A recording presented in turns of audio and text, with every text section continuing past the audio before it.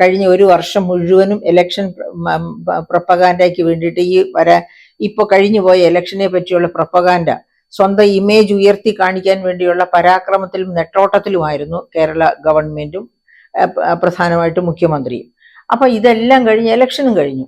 ഇലക്ഷന്റെ result വന്നു കഴിഞ്ഞാൽ ചിലപ്പോൾ തലയിൽ മുണ്ടിട്ടുകൊണ്ട് മുഖ്യമന്ത്രി ഈ പറയപ്പെട്ട രാജ്യങ്ങളിലൊക്കെ പോകേണ്ടി വരും. അപ്പൊ നേരത്തെ പോവുകയാണെങ്കിൽ ഇലക്ഷന്റെ പൂർത്തിയാകുന്നതിന് മുൻപ്, ഇവിടുത്തെ ഇലക്ഷൻ കഴിഞ്ഞു, മറ്റ് ഇലക്ഷനൊന്നും തീർന്നിട്ടില്ല, ഇലക്ഷന്റെ റിസൾട്ട് വരാൻ ഇനിയും സമയം കിടക്കുകയാണ്, അതിനു മുൻപ് എല്ലായിടത്തും പോയ 2020 ഞങ്ങൾ ജയിച്ചിരിക്കും, ആ രീതിയിൽ എല്ലാവരുടെയും മുൻപിൽ തല ഉയർത്തിപ്പിടിച്ച് രാഷ്ട്രീയ മാമാങ്കമൊക്കെ കാണിച്ച് നടന്ന് തനിക്ക് മേടിക്കാവുന്ന ബഹുമാനവും അതുപോലെ തന്നെ തന്റെ പോക്കറ്റിലേക്ക് വരാൻ സാധ്യതയുള്ള എല്ലാ ആദരവുകളും ഏറ്റുവാങ്ങി സസന്തോഷം തിരിച്ചു വരാനുള്ള ഒരു സാധ്യത